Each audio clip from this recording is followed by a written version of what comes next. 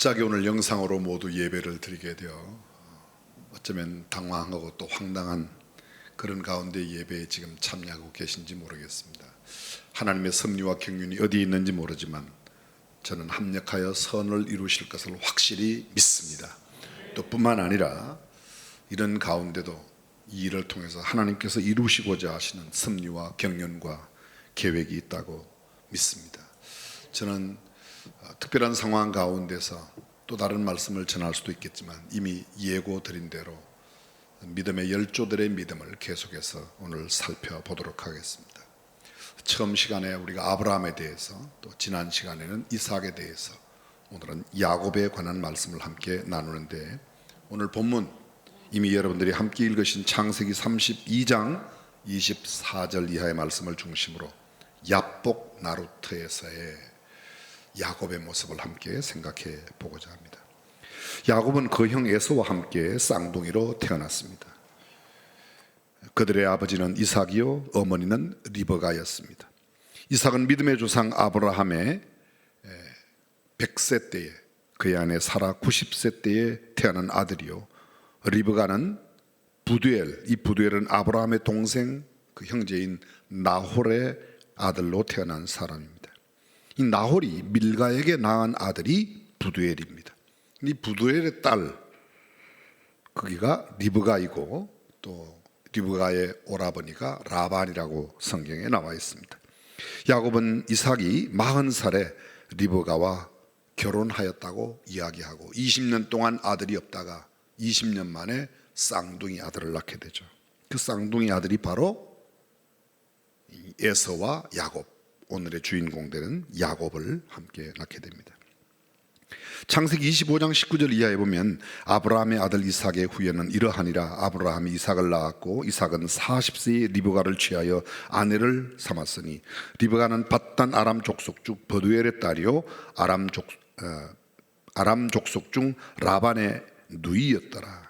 이삭이 그 아내가 잉태하지 못하므로 그를 위하여 여호와께 간구하며 여호와께서 그 간구를 들으셨으므로 그 아내 리브가가 잉태하였더니 아이들이 그의 태 속에서 싸우는지라.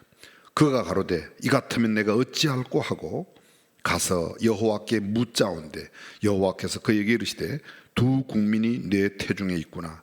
두 민족이 내 복중에서부터 나누이리라.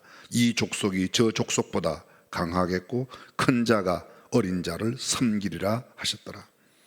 그 해산 기한이 차서 태에 해산할 기한이 차서 드디어 쌍둥이가 태어나게 되었습니다. 먼저 나온 자는 붉고 전신이 갓옷 같아서, 이 갓옷이라고 하는 말은 털이 나 있는 가죽 모양을 말하는데 에서의 모양이 그렇다고 해서 이름을 에서라고 하였고, 후에 나온 아우는 손으로 에서의 발꿈치를 잡았으므로 그 이름이 그대로 발꿈치를 잡았다는 뜻의 야곱이라고 이름했습니다. 리브가가 그들을 낳을 때에 이삭이 60세였습니다. 40살에 결혼하고 20년 만에 그런 쌍둥이를 낳게 되었습니다. 여기 아주 중요한 내용이 담겨져 있습니다. 이미도 우리가 잘 알고 있는 말씀이지만 이삭의 아들로 태어나는 이 야곱과 에서, 그들이 리브가의 뱃속에 있었을 때에 신탁, 여러분 아마 들어보셨을 겁니다. 오라클이라고 하는 이 신탁, 하나님의 말씀, 하나님의 계시, 그런 것이죠. 이 족속이 저 족속보다 강하겠고 큰 자가 어린 자를 섬기리라. 하나님의 말씀이죠. 소위 신탁, 어려운 말로 신탁입니다. 성경에 보면 대체적으로 장자권이 언제나 우선되었습니다. 그런데 초기의 역사에 보게 되면 우리가 이미 아는 대로 가인이 장자였지만 가인이 아닌 아벨의 죽임을 당함으로 셋이 하나님의 놀라운 축복의 기업을 이어가게 되죠. 이삭과 이스마엘이 이삭보다 14년 먼저 태어났습니다. 그러나 하갈로 말미암아 태어난 이스마엘이 아니라 아브라함의 몸에서 사라를 통하여 태어난 이삭이 하나님의 전통적인 아주 그 신앙의 계보를 이어가게 됩니다. 오늘 본문에 나오는 야곱과 에서도 마찬가지입니다. 에서가 먼저 태어났습니다. 그럼에도 하나님은 야곱을, 성경은 이렇게 말합니다. 큰 자가 작은 자를 섬기리라고. 소위 이 말씀의 뜻은 당시의 관습과 풍습을 초월하여 하나님께서 역사하신다는 겁니다. 사회의 보편적인 질서를 넘어서는 하나님의 섭리와 경륜이 있다는 겁니다. 우리가 생각하는 상상, 보편적인 것 이상으로 하나님께서 역사하심을 보여줍니다. 하나님의 절대 주권은 사회 통념의 장자권보다 훨씬 더 최우선되고 있다는 사실을 기억해야 합니다. 다시 말하면 상식과 일반적인 개념을 넘어서는 하나님의 놀라운 역사.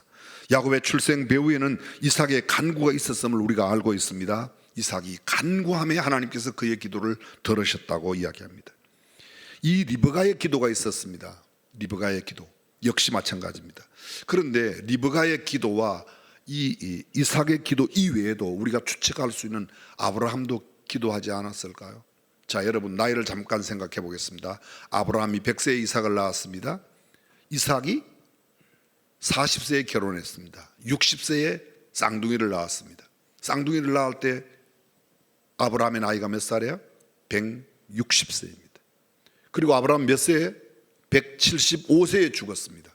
그렇다면 쌍둥이가 태어날 때 아직도 15년의 생을 더 살 수 있는 아브라함을 생각합니다. 아브라함이 그때까지 뭐 했을까요? 어쩌면 100세에 낳은 그 아들이 장가를 갔으니 빨리 손자 보기를 원했을 겁니다. 그냥 손자만 기대했을까요? 우리가 상상할 수 있는 상상으로 충분히 아브라함도 그 자손을 위하여, 손자를 위하여 기도하였을 것이라고 하는 추측은 절대로 무리한 추측이 아닐 겁니다. 그렇습니다. 이러한 가운데 태어났습니다. 그런데 여러분, 이렇게 쌍둥이로 탄 그들의 장성한 모습이 성경에 아주 잘 나타나 있습니다. 창세기 25장에 보게 되면 에서와 야곱의 모습을 아주 대조시켜 이야기하는데, 에서는 사냥꾼이었기 때문에 들 사람이 되었고 이삭이 그를 사랑하였고, 야곱은 종용한 사람인 고로 장막에 거하였는데 아무런 조건 없이 리브가가, 다시 말하면 엄마는 쌍둥이의 작은 아들을, 아빠는 쌍둥이의 큰 아들을 사랑했다고 기록합니다. 어느 날 야곱이 죽을 수 없었는데 들에 나가 사냥을 하던 이 에서가 아주 곤비한 가운데 돌아왔습니다. 형 에서가 야곱에게 말합니다. 내가 심히 곤비한데 그 붉은 것을 나로 먹게 해라. 이 붉은 것을 먹게 한다. 이미 에서의 의미가 붙고 에서의 후손, 그 이후에 에돔 땅도 모두 에서라는 이름에서 연유하게 되는데, 그것도 역시 마찬가지 붉다는 뜻이죠. 붉은 이런 뜻입니다. 에서의 별명은 에돔이 되었습니다. 붉다는 뜻입니다. 야곱은 형 에서에게 말합니다. 장자의 명분을 내게 팔라고 이야기합니다. 그때 에서가 이렇게 말하죠. 내가 죽게 되었으니 이 장자의 명분이 내게 무엇이 유익한가? 야곱은 말합니다. 오늘 내게 맹세하라. 에서가 맹세하고 장자의 명분을 야곱에게 팔았습니다. 야곱이 떡과 팥죽을 에서에게 주매 에서가 먹으며 마시고 일어나서 나갔으니 에서가 장자의 명분을 경홀히 여기며더라. 여러분, 여기 참 의미 있는 한 구절이 붙어져 있습니다. 장자의 명분을 경홀히 여겼더라. 에서의 문제가 아주 적실하게 나타납니다. 장자권을 경홀히 여겼습니다. 가볍게 여겼습니다. 우습게 여겼습니다. 장자권의 권한이 얼마나 위대한지 그 속에 담겨져 있는 의미를 몰랐다는 겁니다. 물론 책임도 있습니다. 장자로서의 책임.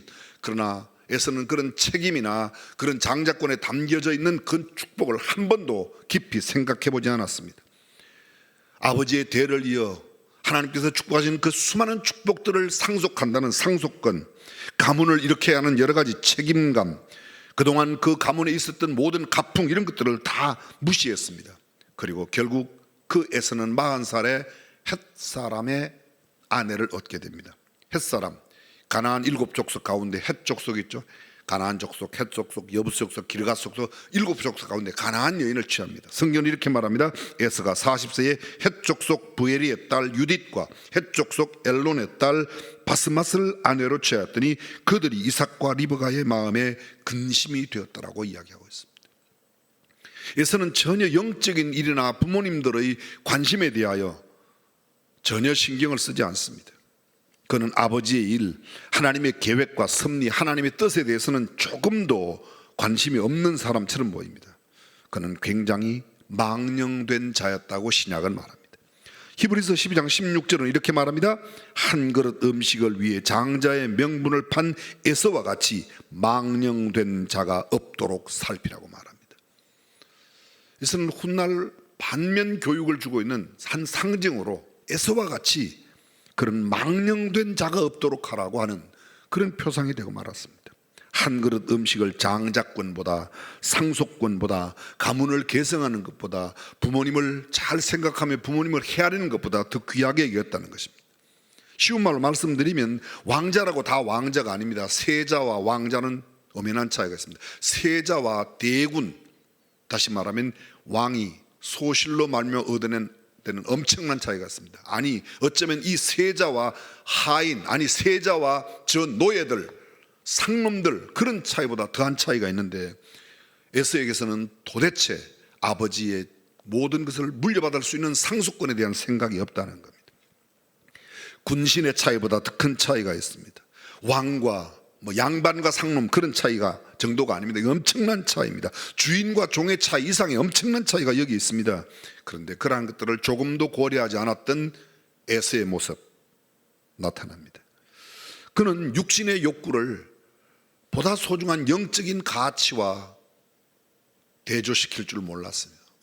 어느 것이 더 중요한지를 잘 몰랐다는 겁니다. 그는 육안으로 임시 배고픈 내 허기를 채우는 것에 내 장자권, 그것에 담겨진 깊은 의미를 다 함께 다 팔아치워 버렸습니다. 육적인 가치로 영적인 가치를 무시해 버렸던 겁니다. 에서는 내가 죽게 되었으니 무엇이 유익하겠느냐, 장자의 명분이 뭐 그리 대단해, 죽으면 그만인데. 경박한 그의 모습, 그의 사고, 그의 태도, 그의 행동, 먹고 마시고 일어나 나갔다고 말합니다. 그 이후에 에서가 단 한 번도 자기의 장자의 명분을 판 것에 대해서 하나님 앞에 회개하거나 후회하거나 생각해보거나 깊이 고심하는 장면이 없습니다. 그는 염려가 없습니다. 근심도 없습니다. 그냥 마음대로 살아가는 사람입니다. 어쩌면 생각도 고민도 없는 사람, 염려 걱정도 없는 사람, 무엇을 잃어버렸는지 자기가 바친 장자권이 무엇인지 전혀 생각도 않고 살아가는 어떠한 그런 사람들의 모습을 그대로 나타내고 있습니다. 그러나 야곱은 달랐습니다. 성경은 야곱을 교활하다고 표현하지만 야곱의 관심은 언제나 어떻게 하면 장자권을 가져올까. 형이 굶주린 그때도 그의 관심은 형에게 무엇을 나눠주고 베풀어주는 것보다 훨씬 더 장자권에 대한 생각이 있습니다. 장자권 주면 내가 이 붉은 죽, 팥죽이라고 성경은 후에 말하죠. 그리고 떡과 함께 주었습니다. 수단과 방법을 가리지 않고 하나님의 복을 차지하려고 하는 사람들을 가끔 견주어 야곱의 모습을 좋게 표현하지만 그렇게 좋게 표현한 일은 결코 아닙니다. 부정한 일이라도 돈을 많이 벌어 헌금해야 된다고 하는 생각과 거의 다를 바가 없습니다. 전도를 위해서는 하얀 거짓말 정도는 해도 된다고 생각하는 것, 그건 옳지 않습니다. 우리가 잘 알고 있는 정통 성경적인 교리를 벗어난 잘못된 교리, 대체로 근래에 그렇게 회자되었던 신천지, 그들은 이렇게 말하고 있습니다. 모략이라는 단어를 통해서 신천지를 믿게만 할 수 있다면 거짓말해도 된다. 보편적으로 합니다. 아주 당연하게 거짓말도 하라고 알았습니다. 이슬람의 원리 가운데 하나가 이런 게 있습니다. 무슬림을 만들려고 하면, 다시 말하면 이슬람을 섬기는 사람은 무슬림이라고 하는데, 무슬림을 만들려고 해서는 내가 이슬람을 믿는데도 불구하고 믿지 않는다고 해도 괜찮다는 거야. 신천지의 모략과 똑같은 것이죠. 저 사람을 믿게 하려면, 하나님의 무슨 일을 이루려고 하면 중간에 과정이 어떻든 상관이 없다. 그렇지 않습니다. 목적이 선하다고 과정과 수단이 정당화될 수 없습니다. 선을 베풀기 위하여 도둑질을 하는 것은 괜찮다. 그래서 그들을 의적이라고 있을 수 없습니다. 성경은 그렇게 말하지 않고 있습니다. 아버지를 속이고 아버지의 축복을 가로채는 야곱 나타납니다. 그 이후에 또 나타납니다. 우리가 이미 잘 알고 있습니다. 나이 많아 눈이 어두워 잘 보지 못하는 이삭이 에서에게 이야기합니다. 내가 사냥한 별미를 먹게 하여 내가 힘을 얻어 너에게 마지막 축복을 하게 하라. 그 이야기를 리브가가 듣고 야곱을 부르죠. 에서가 사냥을 나간 뒤에 리브가가 야곱을 불러서 너의 아버지가 너 형에게 이렇게 이야기했는데 너는 내가 네게 명하는 대로 그대로 해라. 성경은 이렇게 말하면 내 아들아 내 말을 조차 내가 네게 명하는 대로 염소떼에 가서 좋은 새끼를 가져오면 내가 그것으로 내 부친을 위하여 그 즐기시는 별미를 만들리니 네가 그것을 가져 내 부친께 드려서 그로 죽으시기 전에 네게 축복하기 위하여 잡수시게 하라. 아버지가 좋아하는 음식을 드려서 기쁘시게 하는 게 아니고 아버지가 좋아하는 음식을 주어서 너로 하여금 축복하게 하라. 동기가 아주 잘못됐죠. 긴 설명을 드릴 수 없지만 우리가 이미 헤아리고 있습니다. 야곱이 모친 리브가에게 이렇게 말합니다. 형 에서는 틀 사람이요 나는 매끈매끈한 사람인 즉 아버지께 속이는 자로 보이면 어떡하겠습니까? 복은 고사하고 저주를 받을 겁니다. 엄마 리브가가 하는 이야기가 참 보통이 아닙니다. 그가 이르되 내 아들아 너의 저주는 내게로 돌리라. 내 말만 좇고 가서 가져오라. 에서는 에서의 좋은 옷을 준비하고 염소 새끼를 가져와 그것으로 요리를 만들게 하고 염소 새끼의 가죽으로 손과 목에 매끈매끈한 곳을 다 꾸밉니다. 별미와 떡을 손에 들려 아버지에게 가지고 들어가 아버지에게 나갑니다. 아버지여. 이삭이 뭐라고 말합니까? 어떻게 너 참 목소리가 이상하다. 너 야곱의 목소리인데. 아닙니다. 나는 아버지의 맏아들 에서입니다. 아버지께서 내게 명하신 대로 내가 하였사오니 청컨대 일어나 앉으소서. 내 사냥한 고기를 잡수시고 아버지의 마음껏 내게 축복하소서. 아버지가 또 묻습니다. 어찌 이렇게 속히 잡았느냐? 그 다음 이야기를 자세히 들어보십시오. 아버지의 하나님 여호와께서 나로 순적히 만나게 하셨나이다. 하나님을 빌어 거짓말을 하고 있습니다. 여기에 형을 속이는 것으로부터 시작해서 아버지를 속이고 한 걸음 더 나아가 하나님을 빙자하며 아버지 하나님 여호와께서 나로 순적하게 네가 참 내 아들이냐? 그러하니이다. 가져오라. 사냥한 고기와 포도주를 먹고 아들을 불러 입 맞추고 아버지가 이야기합니다. 에서의 옷을 입은 이 야곱을 안고 너의 향치는 참 좋은 향치라고 그에게 축복을 합니다. 그 축복을 다 받고 야곱이 떠나가자마자 에서가 막 사냥한 고기로 별미를 만들어 아버지에게 왔습니다. 그때 아버지가 너는 누구냐? 내가 이미 다 복을 주었는데 그때 이삭이 이 에서를 만나며 그가 가졌던 태도의 모습, 그의 신체의 모습을 성경은 이렇게 기록합니다. 이삭이 심히 크게 떨며 사냥한 고기를 내게 가져온 자가 누구냐? 그가 복을 받을 것이라. 에서가 아버지의 말을 듣고 방성대국하며 아버지에게 이릅니다. 내게 축복하소서. 내게도 그리하소서. 이삭이 가로되 네 아우가 간교하게 와서 네 복을 빼앗았도다. 그의 이름이 야곱이라 함이 합당치 아니하니까 그가 나를 속임이 이것이 두 번째니이다. 전에도 나의 장자의 명분을 빼앗고 이제는 내 복을 빼앗았나이다. 이때쯤 되어서 에서가 아는 겁니다. 그때 장자의 명분 빼앗긴 것, 지금 이 축복을 빼앗긴 것, 그것이 다 속았다고 얘기하는 겁니다. 그 똑같은 장 41절에서 에서가 야곱을 미워하여 심중에 이르기를 아버지를 곡할 때가 가까웠은즉 내가 내 아우 야곱을 죽이리라. 맏아들 에서의 이 말이 리브가에게 들리며, 여러분 여기 잠깐 보십시오. 이렇게 말합니다. 에서가 심중에 이르기를, 아버지가 죽을 때가 됐다, 아버지를 위하여 곡할 때가 됐다, 아버지가 죽을 때가 됐으니까 내가 내 동생을 죽일 거야, 야곱을 죽일 거야. 무엇에요? 심중에 이르기를. 그런데 그 다음 보십시오. 리브가가 이 말을 들었다고 말합니다. 리브가는 굉장히 센시티브한 영적인 감각을 갖고 있었어요. 지금 쌍둥이의 큰아들로 에서가 갖고 있는 마음을 다 읽어내는 겁니다.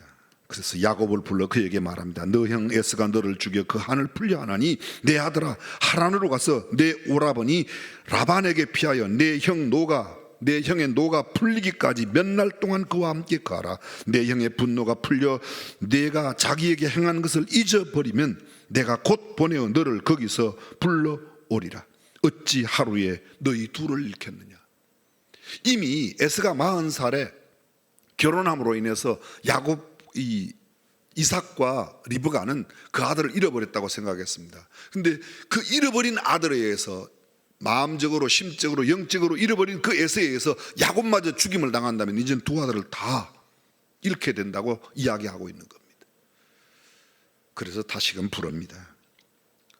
이러한 일들 이후에 아버지가 에서에게 교활한 네 아우가 너의 복을 빼앗았다고 그렇게 말하지만 에석이 방성대구하고 나간 뒤에 야곱을 부릅니다. 그리고 야곱에게 복을 하며 축복하며 그를 너는 너의 외갓집으로 가라고, 참 비극적인 모습이 나오죠. 자, 저는 이 모습을 살피기 전에 잠깐 이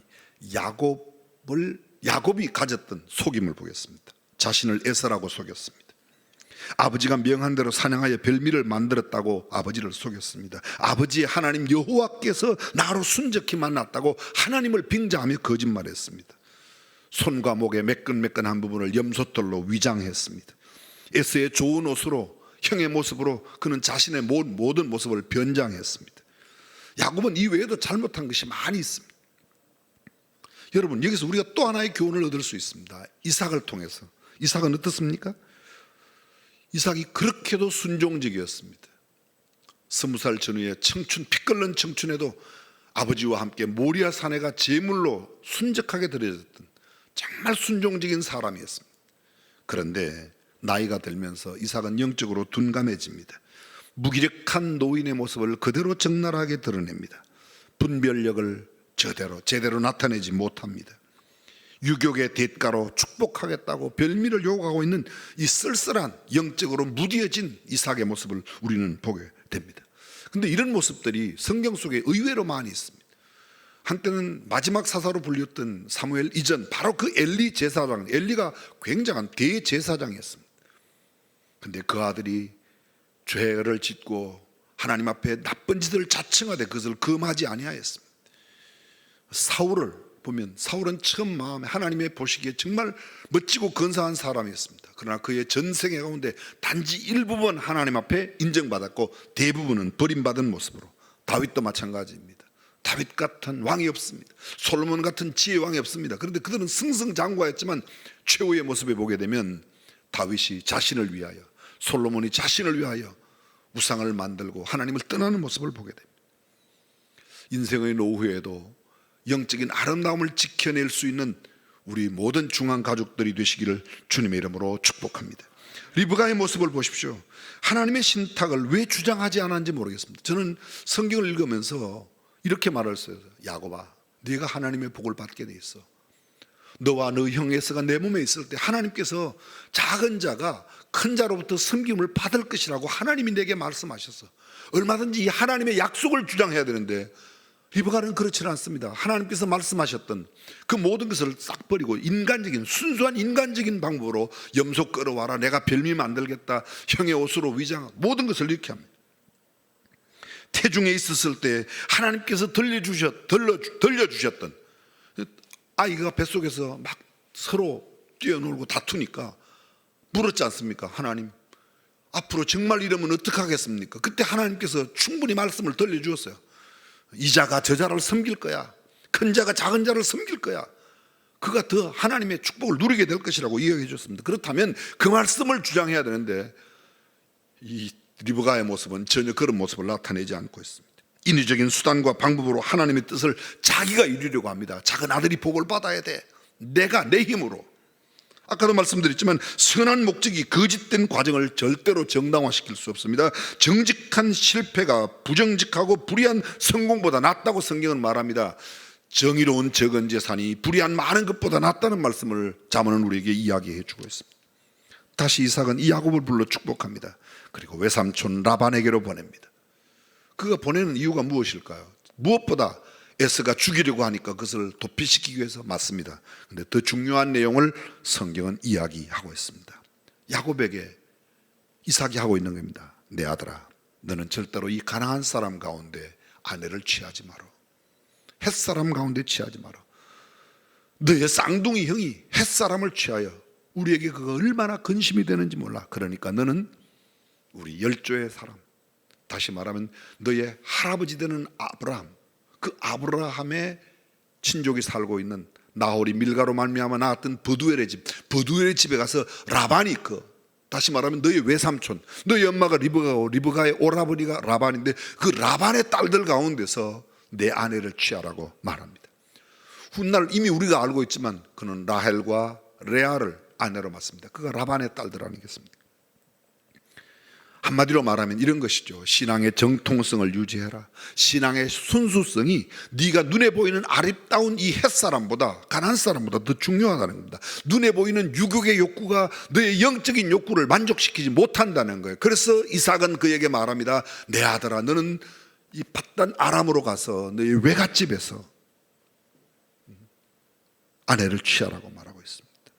그리고는 그를 축복합니다. 생육하고 번성하라. 여러 족속을 이루게 하시겠다고 하나님이 말씀하셨다. 아브라함에게 허락하신 그 복을 내게 주어 너와 너의 자손에게, 그리고 하나님께서 주신 이 땅에서 너의 유업이 왕성하게 될 것이라고 그렇게 약속하십니다. 그리고 그는 아버지의 곁을 떠나 드디어 외갓집으로, 훗날 처갓집이 될 그 외갓집으로 갑니다. 중간에 베델을 경험하죠. 베델의 이야기를 제가 다 할 수 없습니다. 사닥다리로 천사가 오르락 내리락 하는 모습, 그곳에 그가 배웠던 돌베개 하였던 그 돌기둥을 세우고 하나님 앞에 세 가지를 서원합니다. 뭐죠? 첫 번째, 하나님께서 나로 순적하게 길을 인도하신다면 하나님이, 여호와께서 내 하나님이 될 것입니다. 오늘 내게 나타난 하나님이 정말 내 일생에 내 모든 의지요, 힘이요, 요새요, 방패요, 내가 가장 큰 능력이라고 신뢰하는 그분이, 하나님이 바로 그 여호와 하나님이 될 겁니다. 두 번째, 이 기둥 세운 이곳 하나님의 전으로 삼겠습니다. 그리고 마지막, 하나님께서 내게 주신 모든 그 가운데 10분의 1을 내가 하나님께 반드시 드리겠습니다. 이것이 베델의 서원이에요. 베델에서의 서원입니다. 그리고는 외갓집으로 갑니다. 그곳에 가자 이미 아버지에게 들었습니다. 너는 너의 처남의, 그러니까 처남이 아니죠.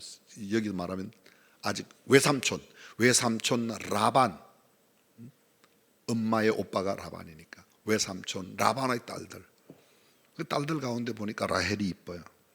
이미 우리 이야기 알고 있습니다. 그 라헬을 사랑하게 되죠. 성경은 이렇게 말합니다. 야곱이 라헬을 연애함으로 7년을 수일같이 했더라. 7년을 수일. 이렇게 이야기하죠. 너도 장성했는데 그냥 이럴 수 없지 않냐. 제가 외삼촌의 작은 딸을 사랑합니다. 그 작은 딸 위해서 7년 동안 일해라. 7년을 수일처럼 여겼더라. 히브리 원어의 뜻은요, 이틀 보내듯이 보냈다는 거예요. 얼마나 연애를, 얼마나 열심히 일을 했는지. 그리고 드디어 결혼했는데 눈 뜨고 보니까 누구예요? 레아예요. 레아. 너무 급한 나머지 레아인지 라헬인지도 모르고 첫날 밤 지내고 나와서 나보니까 레아죠. 이미 우리가 잘 알고 있습니다. 외삼촌 찾아가서 이야기합니다. 이제는 외삼촌이 아니라 지난밤 사이로 장인이에요. 장인어른 이러실 수가 있습니까? 내가 사랑하는 레아가 아니라 라헬입니다. 그래?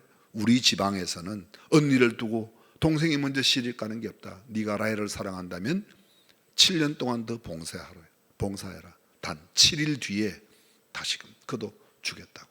그래서 우리가 잘 알고 있는 대로 이 레아와 결혼할 때 레아의 여종을 붙여주죠. 실바를 붙여줍니다. 7일 후에 라헬과 결혼하고 또 라헬의 여종이었던 빌하도 붙여줍니다. 그들 사이에서 무려 13남매의 아들, 딸들이 태어납니다. 자, 이런 이야기는 다 생략하겠습니다.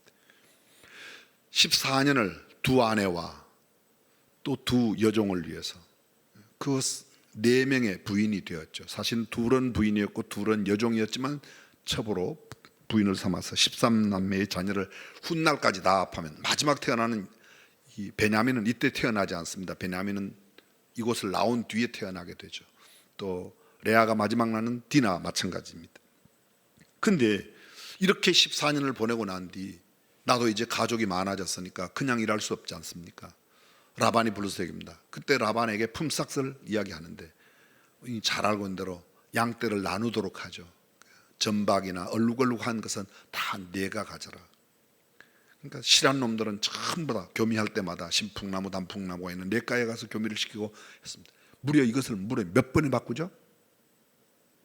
예, 그 외삼촌 라반이, 외삼촌이자 장인 라반이요 10번이나 바꿉니다.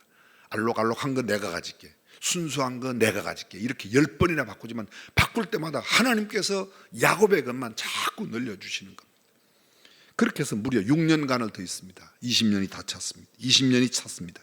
그리고 20년 이후에 이제는 집으로 돌아가야 되겠다고 생각한 이 야곱이 그의 4명의 아내와 자녀들을 데리고 떠납니다.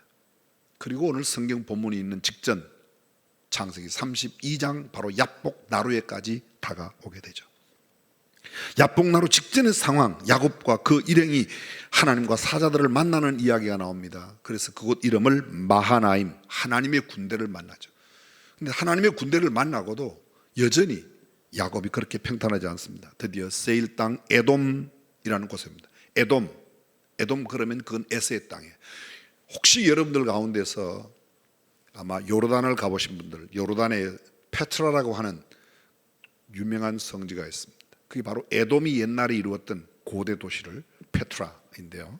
어쨌든 그곳 에돔에 이르러 형 에서에게 사자들을 보냅니다. 근데 사자들을 보내면서 그 사자들에게 가서 형의 형편을 살펴보라고.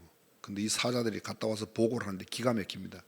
형 에서가 400명의 부하를 데리고 지금 야곱이 온다는 소식을 듣고 야곱을 잡기 위해서 오는 겁니다. 참 어찌할 바 없습니다. 그때 야곱이 취한 행동이 오늘 본문 나오기 직전 32장 1절 이하 나옵니다. 한마디로 말하면 야곱이 그곳에서 하나님께 기도하는 겁니다. 하나님, 내가 이 요단강을 건널 때 지팡이만 들고 건넜는데 지금은 이렇게 큰 때를 이루어 돌아오게 되었습니다. 아내도 얻고 나는 자식을 얻었습니다. 하나님께서 아브라함에게 약속하신 그 약속을 근거로 다 이야기를 합니다.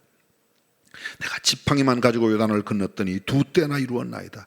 주께 구하오니 나의 형 에서의 손에서 나를 구하소서. 옛날에 주께서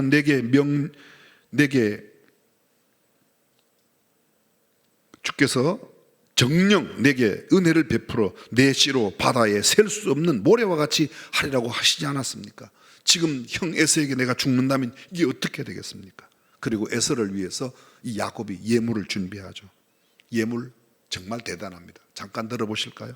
암염소 200, 수염소 20, 암양 200, 수양 20, 전나는 약대 30과 그 새끼, 암소 40, 황소 10, 암나귀 20과 그 새끼 10, 세 떼를 나누어 보내고 밤에 2 아내와 2 여종 그리고 11 아들을 인도해서 야복 나루를 다 건넵니다. 모조리 싹 다 건넵니다. 다 건넵니다. 모두 다 건넸습니다. 그리고는 야복 나루에서 혼자 남아 있습니다. 오늘 성경 보면 야곱이 홀로 남아 인위적인 격리지만 격리가 된 상태에서 하나님 앞에 기도하죠. 어떤 사람은가 밤새도록 씨름을 합니다. 영어 성경 보니까 그게 레슬 되어 있습니다. 레슬링을 했다고 되어 있어요. 환도뼈가 이골이 됩니다. 다시 말하면 신체적으로는 그가 장애를 입지만 그 사람이 나를 축복하기 전에는 결코 놓아줄 수 없다고. 그때 묻습니다. 내 이름이 뭐냐? 야곱입니다. 너 다시는 야곱이라고 부르지 말아라. 이스라엘이라고 불러라. 이스라엘 그 뜻이 뭐예요? 우리 이미 알고 있습니다. 하나님과 겨루어 이겼다. 어떻게 사람이 하나님과 겨루어 이깁니까? 근데 끈질긴 이 야곱의 기도에 하나님께서 야, 나 이제 졌어. 쉬운 말로 말하면 나 너 졌어. 나 너한테 졌어. 됐어. 내가 네 원하는 대로 다 해줄게. 졌어. 여러분 40살 아버지와 5살 아들이 씨름하면 누가 이겨요? 아들이 이겨요. 아버지가 가서 져주는 게 아닙니다. 힘을 다해서 억지로 이기는 또 져줍니다. 또 져. 그리고 야 네가 이겼다. 그렇습니다. 야곱에게 다시금 용기와 희망을 불어주고 있는 모습, 이 모습입니다. 한마디로 말하면 야곱의 기도가 야복 나루트에서의 육신이 장애인이 되면서까지 하나님 앞에 간구하고 기도했던 이 기도가 그를 하나님과 겨루어 이기게 만들었던 겁니다. 말씀을 맺겠습니다. 아버지께서 져주는 것이죠. 하나님이 져주는 것이죠. 다시 말하면 좀 쉬운 말로 말하면 이런 거야. 하나님도 내가 너한테는 졌어. 무엇이 이렇게 만들었습니까? 야곱의 야복 나루트엑스의 간절한 기도. 육신이 장애인이 되어도 영적인 복이 내게 임하기 전까지는 결코 놓을 수 없다는 생명을 건 기도. 자기는 다 포기했습니다. 2 아내와 2 여종, 자기의 아들들, 자기의 모든 재산을 다 강건해 놓고 홀로 남아서 하나님과 담판하는 것. 지금 코로나의 상황을 이길 수 있는 방법이 뭘까요? 우리 교회는 오늘 어쩌면 우리 교회 70년 역사에 처음 예배당 문을 닫아야 하는 이런 상황에서 영상으로 예배를 드립니다. 이것을 이길 수 있는 길은 하나님 앞에 야곱처럼 야복강 나루에서 기도했던 야곱의 기도야말로 이 위기를 이겨내는 승리케 하는 하나님의 놀라운 역사를 이루실 줄로 믿습니다. 금년도 우리 교회 표어가 뭐예요? 기도와 말씀, 말씀과 기도입니다. 기도 외에는 다른 이유가 없다. 내 집은 만민의 기도하는 집이다. 만민을 위하여 기도하는 집. 그렇습니다. 기도하는 저와 여러분들 승리로 모든 삶을 장식하고 하나님 앞에 의젓이 설 수 있기를 주님의 이름으로 축원합니다. 기도하겠습니다.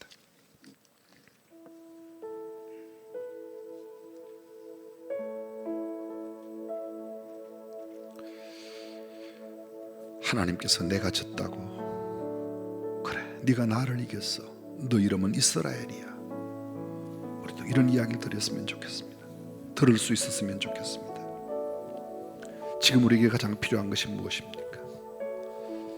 은금보다도 세상의 명예와 권세보다도 하나님 아닐까요? 하나님 한 분만 있으면, 그리고 그 하나님을 나의 하나님으로, 내가 그 하나님의 자녀로 인정받고